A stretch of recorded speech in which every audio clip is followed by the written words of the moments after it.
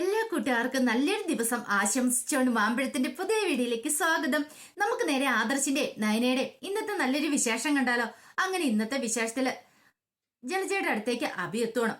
അഭി എന്നിട്ട് പറഞ്ഞു, എന്തൊക്കെയായിരുന്നു പറഞ്ഞുകൊണ്ടിരുന്നത്? ഇവിടെ വലിയ സംഭവ എന്നൊക്കെ പറഞ്ഞുകൊണ്ടിരുന്നിട്ട് അമ്മയെ പോലൊരു മണ്ടീനെ എന്റെ ജീവിതത്തിൽ ഞാൻ കണ്ടിട്ടില്ലെന്ന് പറയാം. ഇത് കേട്ടെന്ന് ജലജ പറഞ്ഞു, നീ ആരെയുടെ മണ്ടീന്ന് വിളിച്ച എന്നെയോ? അല്ല പിന്നെ അമ്മ എന്തൊക്കെ വീരവാദമായിരുന്നു മുമ്പ് മുഴക്കിയിരുന്നേ. ഞാൻ ഈ വീടെടുത്ത് തിരിച്ചു വെക്കും, അമ്മയുടെ മരുമോളെ അവരുടെ അമ്മേനെയൊക്കെ വീട്ടിൽ നിന്ന് പുകച്ച് പുറത്തേ അടിക്കുന്നൊക്കെ. എന്നിട്ട് ഇപ്പൊ അമ്മയാരാ? വെറും ബിഗ് സീറോ ആയില്ലേന്ന് ചോദിക്കാം. അതെ, ഒരു കാര്യം ഞാൻ പറഞ്ഞേക്കാം അബി, പറയുന്നതിന് അതിലൊക്കെ ഉണ്ട്. ഞാൻ നിന്റെ അമ്മയാന്ന് പറയും. അതൊക്കെ അറിഞ്ഞോണ്ട് തന്നെ പറഞ്ഞേ. അമ്മ ഇന്നലേക്ക് എന്നോട് എന്താ പറഞ്ഞേ? അവറ്റാൾ ഇവിടുന്ന് ഓടിക്കൂന്നല്ലേ പറഞ്ഞേ. എന്നിട്ട് ഇപ്പൊ എന്താ സംഭവിച്ചേ? അമ്മ ഇവിടുന്ന് ഓടേണ്ട ഒരു ഗതികേടായി പോയല്ലോ എന്ന് പറയാം. അമ്മയ്ക്ക് നാണം ഉണ്ടോ അമ്മേന്ന് ചോദിക്കാം. ഓഹോ, അപ്പൊ അങ്ങനെയല്ലേ. അപ്പൊ ഇത്രയും കാലം നീ ഇവിടെ കിടന്ന് കാണിച്ചു കൂട്ടിയ ഒരു കുഴപ്പമില്ലല്ലേ? നീ എത്ര കള്ളത്തരം കാണിച്ചു, എല്ലാം പിടിക്കപ്പെട്ടിട്ടില്ലേ? എന്നിട്ട് ഞാൻ ഇങ്ങനെയൊക്കെ പറഞ്ഞോടാന്ന് ചോദിക്കും. പിന്നെ പറഞ്ഞില്ല പോലും. അമ്മ എന്റെ എന്തുമാത്രം ചീത്ത പറഞ്ഞിരിക്കുന്നേ. എടാ, നീ ഇതിനു മുമ്പ് ആ നിർമ്മലിനെ കൂട്ടുപിടിച്ചിട്ട് എത്ര രൂപ കൊണ്ടുപോയി നശിപ്പിച്ചു കളഞ്ഞു. ഞാൻ പൈസയൊന്നും കൊണ്ടുപോയി നശിപ്പിക്കുന്നില്ലോ നിന്നെ പോലെ. നീ അങ്ങനെയല്ലോ. നീ എത്ര രൂപയാ അവളെ ഈ വീട്ടിൽ നിന്ന് പുറത്താക്കാൻ വേണ്ടി കൊണ്ടേ നശിപ്പിച്ചെന്ന് ചോദിക്കുക. അല്ല, അത് പിന്നെ ഞാൻ ഓരോ കാര്യം സക്സസ് ആകുന്നു വിചാരിച്ചല്ലേ അങ്ങനെയൊക്കെ ചെയ്തേ. അതുപോലെയാണ് അമ്മ ഇപ്പൊ കാണിച്ചു കിട്ടിയത്. ഇതെന്താടാ, അതിന് കുഴപ്പമെന്താ? ഒരു കാര്യം ഞാൻ പറഞ്ഞേക്കാം. എടാ, മാന്യമര്യാദയ്ക്ക് ഇവിടെ നിൽക്കുകയാണെ നിനക്കും കുഴപ്പമില്ല. അല്ലെങ്കിൽ അറിയാലോ നിന്റെ മുത്തശ്ശന്റെ മുത്തശ്ശിയുടെ സ്വഭാവം എന്താന്നുള്ളേ. എടാ, ഇത്രയും കാലം നീ ഇവിടെ നിന്നിട്ട് നിനക്ക് എവിടെയാലും എന്തേലും ആകാൻ പറ്റുമോ? ഇപ്പൊ തന്നെ കണ്ടില്ലേ, അനിയാണെങ്കിലും ആദർശാണെങ്കിലും കമ്പനിയുടെ ഉയർന്ന പൊസിഷനിൽ എത്താൻ പോവാ. നീയോ നിന്റെ കയ്യിലിരിപ്പ് കൊണ്ടാ ഇങ്ങനെ സംഭവിച്ചേ. എടാ, കളിക്കാൻ പഠിക്കണം ആദ്യമായിട്ട്. നിനക്ക് എന്താ എവിടെയാ ചെയ്യണ്ടേന്ന് പോലും അറിയത്തില്ല. എല്ലാത്തരത്തും ചാടിക്കറി എന്തെങ്കിലും ചെയ്തു വെക്കും. എന്നിട്ട് അത് പൊട്ടത്തരമായിപ്പോവും. എന്നിട്ടിപ്പൊ അവൻ എന്നെ ഭരിക്കാൻ വന്നിരിക്കുന്നു. അമ്മേ, അമ്മ ഒരു കാര്യം മനസ്സിലാക്കണം. എനിക്കൊരു അവസരം കിട്ടും. ആ അവസരത്തിന് വേണ്ടി ഞാൻ കാത്തിരിക്കുക. കാത്തു അങ്ങോട്ട് ഇരുന്നോ. ഇപ്പൊ അവസരം താനെ ഇങ്ങോട്ട് പറന്നു വരും. ഇങ്ങോട്ട് നോക്കി അവിടെ ഇരുന്നാ മതി എന്ന് പറയാം. കിട്ടുമേ, കിട്ടുമെന്ന് പറയാം. പിന്നെ എന്നിട്ടാണോടാ നിനക്ക് ഇവിടെ എവിടെയെങ്കിലും ഒന്ന് എത്തിപ്പെടാൻ പറ്റുമെന്ന് ചോദിക്കും. ഇങ്ങനെ പോയിട്ടുണ്ടെങ്കിൽ അധികം വൈകാതെ നമ്മൾ ഈ വീട്ടിൽ നിന്ന് ഇറങ്ങേണ്ട വരുമെന്ന് പറയാം. അങ്ങനെയൊന്നും ഇറങ്ങാൻ പറ്റില്ലമ്മേ. കാരണം ഇറങ്ങണമെങ്കിലേ ഷെയർ വേണം. കാരണം ഈ മൂർത്തിസ് ജ്വല്ലറി എന്ന് പറഞ്ഞിട്ടുണ്ടെങ്കിൽ ഒരു ടെസ്റ്റാണ് കാര്യം അറിയാലോ. അപ്പൊ ആ ടെസ്റ്റിലെ അംഗങ്ങളാണ് നമ്മളെല്ലാരും. അപ്പൊ ഇതിനകത്ത് ഒരു ഷെയർ നമുക്ക് ഓരോരുത്തർക്കും അവകാശപ്പെട്ടാന്ന് പറയും. അത് നമുക്ക് തന്നേ മതിയാവുള്ളൂ എന്ന് പറയാം. ഇത് കേട്ടതും ജലജ പറഞ്ഞു, നീ എന്ത് വർത്താനാ അബി പറയണേ? ട്രസ്റ്റിലെ അംഗങ്ങളാണ് പോലും. ഒരു നിമിഷം കൊണ്ട് അതൊക്കെ എടുത്തു മാറ്റാവുന്നുള്ളൂ. അറിയാലോ നിന്റെ മുത്തശ്ശന്റെ സ്വഭാവം എന്താന്നുള്ളേ. എന്തായാലും തെറ്റ് ചെയ്ത് പിടിക്കപ്പെട്ടിട്ടുണ്ടെങ്കിൽ ഈ വീട്ടിൽ നിന്ന് മാത്രമല്ല ട്രസ്റ്റിൽ നിന്നും പുറത്താക്കും. പിന്നെ എനിക്കിവിടെ അങ്ങനെയൊന്നും പറയാൻ പറ്റില്ലെന്ന് പറയാണ്. അമ്മേ, അങ്ങനെ ട്രസ്റ്റിൽ നിന്ന് പുറത്താക്കാൻ പറ്റില്ല. അമ്മ ഇത് എന്താ ഭാവിച്ചേ? അമ്മ ഈ വീട്ടിലെ അംഗമല്ലേന്ന് ചോദിക്കും. ഇത് കേട്ടതും ജലജയിലൊരു ഞെട്ടലുണ്ടായി. ജലജ പറഞ്ഞു, എടാ മോനെ, നിനക്കറിയാവോ ഞാൻ ഈ വീട്ടിലെ ആരുമല്ലെന്ന് പറയണ? ആരുമല്ലേ? പിന്നെയോ? എടാ, ഞാന് നിന്റെ മുത്തശ്ശന്റെ മുത്തശ്ശിയുടെ മോളൊന്നുമല്ല. അവരെന്നെ എടുത്തു വളർത്തിയതാന്ന് പറയാ. ഇത് കേട്ടതും അബിയിലൊരു ഞെട്ടലുണ്ടായി. എടുത്തു വളർത്തിയതാ? അതെ. ഈ കാര്യങ്ങള് നിന്റെ ഭാര്യയ്ക്കോ അല്ലെങ്കിൽ അവളുടെ അനിയത്തിക്കോ അമ്മായിമ്മയ്ക്കോ ഒന്നും അറിയില്ല. അതെങ്ങാനും അറിഞ്ഞിട്ടുണ്ടെങ്കിൽ അവരെന്നെ മിക്കവാറും ഈ വീട്ടിൽ നിന്ന് പോച്ച് പുറത്തി അടിക്കാനായിട്ട് ശ്രമിക്കൂന്ന് പറയാം. അബിക്ക് പിന്നെ എന്ത് ചെയ്യണമെന്ന് അറിയില്ല. അതുകൊണ്ടാണ് ഞാൻ പറഞ്ഞേ, ഇവരെ ഈ വീട്ടിലുള്ളവരെ എല്ലാം തന്ത്രപരമായിട്ട് കയ്യിലെടുത്ത് മുന്നോട്ട് പോയാൽ മാത്രമേ നമുക്ക് ഇവിടെ ഒരു പിടിച്ചു നിൽപ്പ് ഉണ്ടാവുള്ളൂ പറഞ്ഞ കേട്ടല്ലോ എന്നും പറഞ്ഞിട്ട് ജലജ അങ്ങോട്ട് ഇറങ്ങി പോവാണ്. അബിക്കാണെങ്കിൽ ഇനി എന്ത് ചെയ്യണമെന്ന് അറിയില്ലാത്ത അവസ്ഥയിൽ അബി നിൽക്കുകയാണ്. പിന്നീട് അനി ഇങ്ങനെ ഓരോന്നൊക്കെ ആലോചിച്ച് സിറ്റ് ഔട്ടിൽ ഇങ്ങനെ ഇരിക്കുക. അങ്ങനെ ഇരിക്കുന്ന സമയത്ത് നയനെ അങ്ങോട്ട് കടന്നു വന്നു. നയനെ കണ്ടതും അനി ചോദിച്ചു, എന്താ അടുത്തെന്ന് ചോദിക്കുക. അതെ, എനിക്ക് നിന്നോട് കുറച്ച് കാര്യങ്ങളൊക്കെ സംസാരിക്കുകയാണെന്ന് പറയും. അതെ, കല്യാണം ഇങ്ങോട്ട് അടുത്തു അറിയാലോ. ഒരു പക്ഷേങ്കില് ഇന്നലെ ആ മാല കാണാതെ പോയ സമയത്ത് ആ മാല കിട്ടിയില്ലായിരുന്നെങ്കിൽ ഞാൻ നിന്നെ അവിശ്വസിച്ചേനെന്ന് പറയാം. എന്താ അടുത്തേ അങ്ങനെ പറഞ്ഞേ? അല്ല, ഞാൻ ചിലപ്പോ വിചാരിച്ചേനും ഇനിയിപ്പൊ കല്യാണം മുടങ്ങാൻ വേണ്ടിയിട്ട് നീ ആ മാല അടിച്ചു മാറ്റി വെച്ചാന്ന്. അങ്ങനെയൊന്നും ഒരിക്കലും ഞാൻ ചെയ്യില്ല ചേച്ചി. കാരണം എനിക്ക് അനാമികയോട് അത്ര താല്പര്യമൊന്നുമില്ല. അതൊക്കെ ഓക്കെ എന്നും പറഞ്ഞുകൊണ്ട് ഇങ്ങനെ ഈ കല്യാണം മുടക്കാനായിട്ട് ഇത്ര വൃത്തികെട്ട പരിപാടികളൊക്കെ ഞാൻ ചെയ്യുമെന്ന് ഏട്ടത്തിക്ക് തോന്നുന്നുണ്ടോ എന്ന് ചോദിക്കാം. ഇല്ല, പക്ഷേങ്കില് എനിക്കെന്തോ ആ സമയത്ത് അങ്ങനെയൊക്കെ മനസ്സിൽ തോന്നിയായിരുന്നു പറയണം.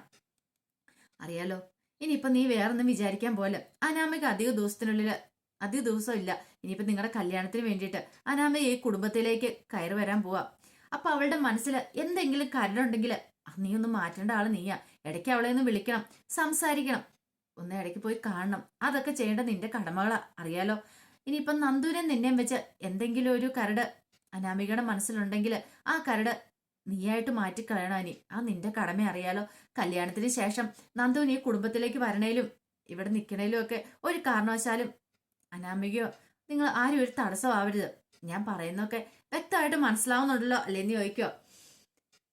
പിന്നീട് അനി പറഞ്ഞു എനിക്കറിയാം ഏട്ടത്തിന്ന് പറയണ. അങ്ങനെ നയനെ അങ്ങോട്ട് കയറി പോവാ. ഈ സമയം അനി ഇങ്ങനെ ഓരോന്നൊക്കെ ചിന്തിച്ചുകൊണ്ടിരിക്കുക. അപ്പം നയന നേരെ ചെല്ലുന്ന മുറിയിലേക്ക് ചെന്ന് കഴിയുമ്പോഴത്തേനും ഇങ്ങനെ ആലോചിക്കുവാണ് എന്താ ചെയ്യേണ്ടത്. ഒരു എത്തും പിടിയും കിട്ടുന്നില്ല. ഇന്നലെ തന്നെയാണെങ്കിലും തൻ്റെ അമ്മേനെ ഇവിടുന്ന് ഓടിക്കാനായിട്ട് അവരെ അപ്പച്ചി എന്ന് പറയുന്ന ആ സ്ത്രീ വല്ലാത്ത കാര്യങ്ങളൊക്കെ ചെയ്തു വെച്ചിരിക്കുന്നത്.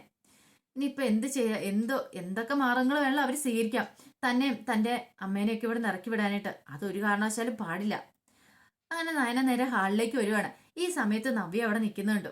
നവ്യനെ കണ്ടതും നയന പറഞ്ഞു എന്നാലും എന്തൊരു പരിപാടി എന്നല്ല അവർ കാണിച്ചല്ലേന്ന് ചോദിക്കുക. ശരിയാ, കാരണം ഒരിക്കലും ചെയ്യാൻ പാടില്ലാത്ത കാര്യങ്ങളല്ലേ നിന്റെ അമ്മായിമ്മ ചെയ്തതെന്ന് ചോദിക്കുക. എനിക്കാണെങ്കിൽ ഇന്നലെ തന്നെ നല്ല ദേഷ്യം വന്നാ എല്ലാവരുടെ മുന്നിൽ ആ കാര്യം വിളിച്ചു പറഞ്ഞാലോ എന്ന് വരെ ചിന്തിച്ചാന്ന് പറയാം. ഈ സമയം നായ പറഞ്ഞേ വേണ്ട, ഇനി അത് മതി. പിന്നെ അറിഞ്ഞിട്ടുണ്ടെങ്കിൽ വീട്ടിലുള്ളവർക്ക് എല്ലാവർക്കും സങ്കടം ആവില്ലെന്ന് ചോദിക്കാം. അത് ശരിയൊക്കെ തന്നെയാ, പക്ഷെ അവിടെ അതൊക്കെ വിചാരിക്കണ്ടേന്ന് ചോദിക്കും. പിന്നീട് നബി പറഞ്ഞു അല്ലെങ്കിലും ഇനിയിപ്പോ ഉടനെ ഒരു കല്യാണം നടക്കാൻ പോയല്ലേ, അനാമിക ഇങ്ങോട്ട് വരുന്ന ഇട്ടുമൂടാനുള്ള സ്വത്തും പണമൊക്കെ ആയിട്ടായിരിക്കും വരുന്നത്. ഇഷ്ടംപോലെ സ്വർണവും കാണുമായിരിക്കും.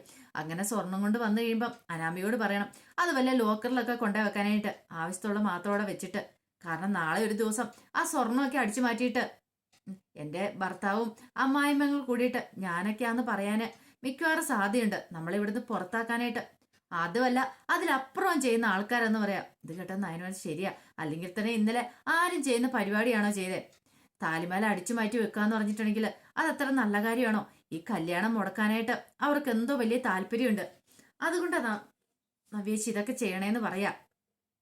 ഇത് കേട്ടോണ്ടാ കനക അങ്ങോട്ട് വരുന്നേ. കനയ്ക്ക് സ്വന്തം കാതുകളെ വിശ്വസിക്കാൻ പോലും പറ്റിയില്ല.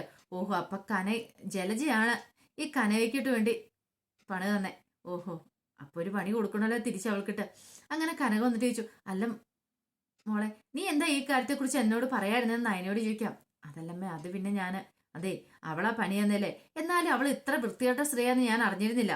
അവള് എനിക്കിട്ട് ഇടയ്ക്കിടയ്ക്ക് പാര് പണിയാൻ ശ്രമിച്ചിട്ടുണ്ട്, ഈ വീട്ടിൽ നിന്ന് ഇറക്കി വിടാൻ ശ്രമിച്ചിട്ടുണ്ട്.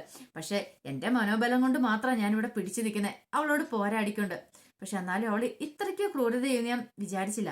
ഒന്ന് ഓർത്തു നോക്കി, ഒരു പക്ഷെങ്കിൽ ആ മാല എന്റെ ബാഗിനകത്തുനിന്ന് എങ്ങാനും കിട്ടിയായിരുന്നെങ്കിലോ ഞാൻ ഈ കുടുംബത്തിൽ കള്ളിയാവില്ലായിരുന്നോ? ഞാൻ പറഞ്ഞാൽ ആരും വിശ്വസിക്കുമെന്ന് തോന്നുന്നുണ്ടോ? ഈ സമയം നയന പറഞ്ഞു അതൊക്കെ കഴിഞ്ഞു പോയില്ലമ്മേ, അങ്ങനെയൊന്നും സംഭവിക്കാൻ പോയില്ല. ദൈവം നമ്മളോട് കൂടെ ഉണ്ടല്ലോ. ഞാൻ എന്നും പൂജാമുറി വിളക്ക് വെച്ച് പ്രാർത്ഥിക്കുന്നതല്ലേ, അപ്പൊ ഒരിക്കലും അങ്ങനെയുള്ള ആപത്തുകളൊന്നും നമുക്ക് സംഭവിക്കില്ല എന്ന് പറയാം. കനക ശരിയാ മോള് പറഞ്ഞ്, പക്ഷെ എന്നാലും ഇതങ്ങനെ വെറുതെ വിട്ടുകൂടെന്ന് പറയണം. ഈ സമയം നവ്യ പറഞ്ഞു നിങ്ങൾക്ക് അവരുടെ സ്വഭാവം അറിയത്തില്ലാത്തോണ്ടാ. എന്റെ വയറ്റിലൊരു കുഞ്ഞില്ലായിരുന്നെങ്കിൽ പണ്ട് ഞാൻ അബിനെ ഡിവോഴ്സ് ചെയ്തിട്ട് ഇവിടുന്ന് പോയേനം. കാരണം അത്രമാത്രം ക്രൂരത അബി അവരുടെ അമ്മ എന്നോട് കാണിച്ചുകൊണ്ടിരിക്കുന്നേ.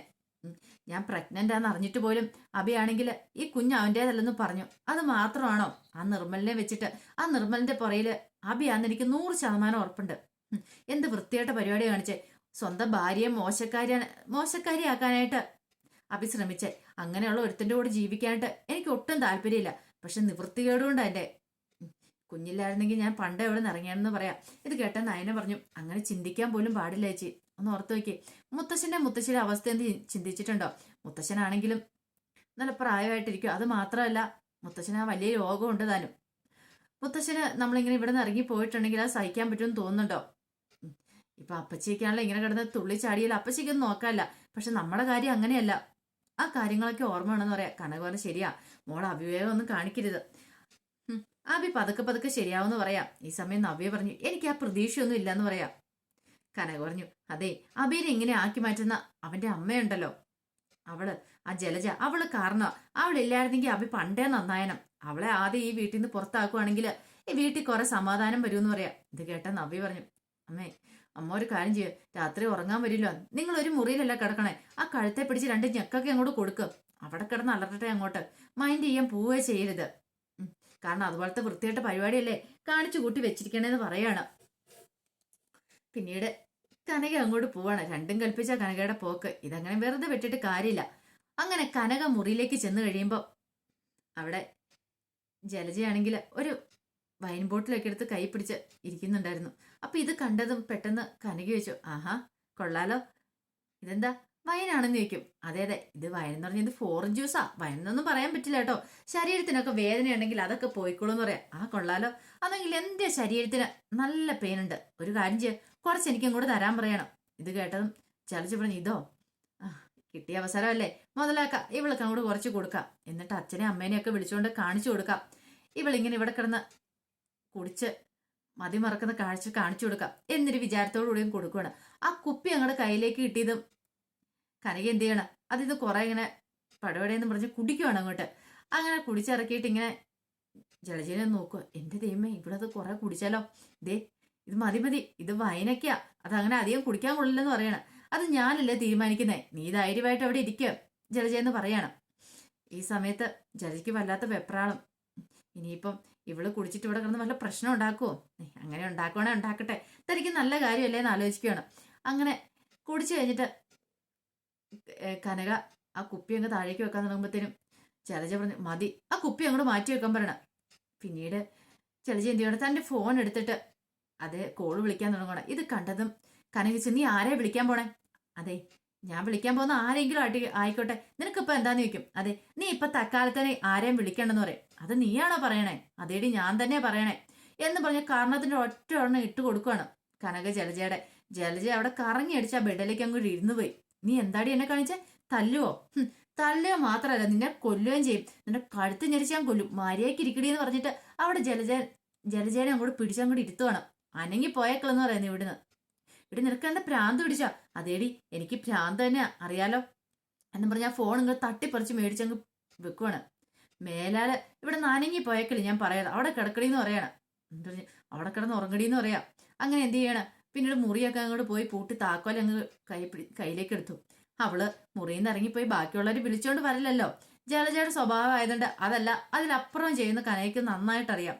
പിന്നീട് ജലജയ്ക്ക് എന്ത് ചെയ്യണമെന്ന് അറിയില്ല. ഇവളിനിയിപ്പം പെട്ടെന്നൊന്നും ഉറങ്ങാനും പോകുന്നില്ല. അങ്ങനെ കനകി അവിടെ കിടന്ന് ഓരോന്നിങ്ങനെ പറയാൻ തുടങ്ങി.